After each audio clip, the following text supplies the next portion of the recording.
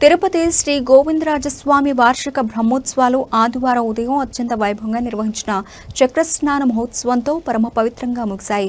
కపిలతీర్థం, ఆళ్వార్ తీర్థం వద్ద జరిగిన ఈ దివ్య ఘట్టాన్ని వేలాది మంది భక్తులు భక్తి శ్రద్ధలతో వీక్షించి పుణ్యఫలాన్ని పొందారు. ఉదయం 6 గంటలకు శ్రీదేవి భూదేవి సమేత శ్రీ గోవిందరాజస్వామి వారు చక్రతాళ్వార ఆలయం నుండి మంగళవాద్యాలు, వేద ఘోషలు, గోవిందనామ స్మరణల మధ్య ఊరేగింపుగా బయలుదేరి కపిలతీర్థంలోని ఆళ్వార్ తీర్థానికి విచ్చేశారు.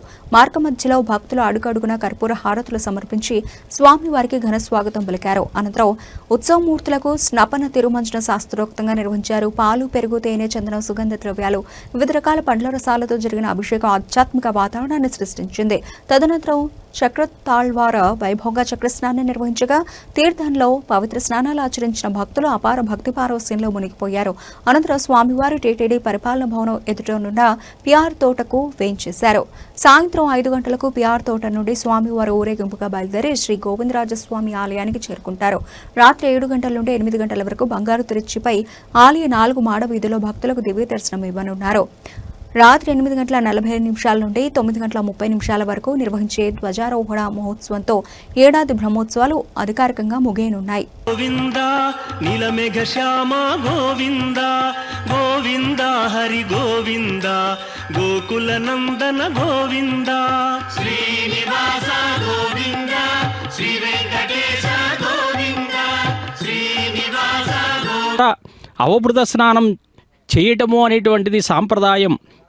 అంటే బ్రహ్మోత్సవాలు ఒక యజ్ఞంలాగా శ్రద్ధగా ఘనగుంట క్షేత్రంలో కానీ అలాగే స్వామివారికి జరిగేటటువంటి ఈ చక్రతాళ్వార మహోత్సవం ఎంత గొప్పదో చూడండి.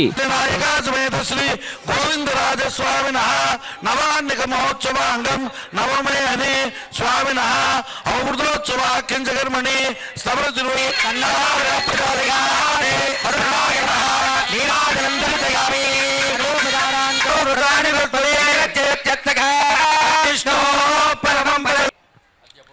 అద్యమయా పూర్వోక్తేవం విశిష్టాయామస్యాం సుపతిదో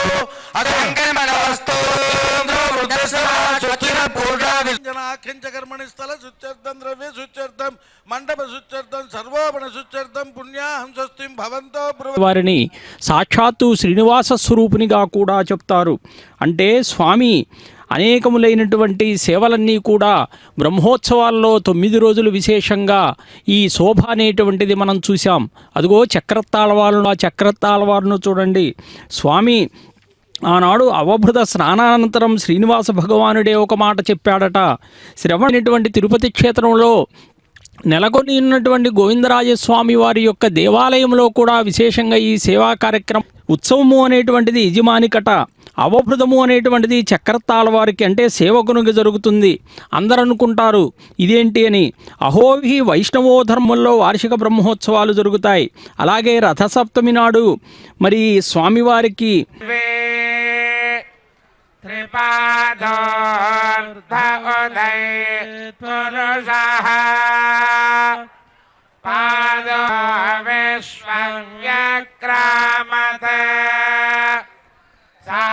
శాసనాలసనే అభిదాజ్యం పశోగస్తాగశ్చక్రే భాయవ్యాన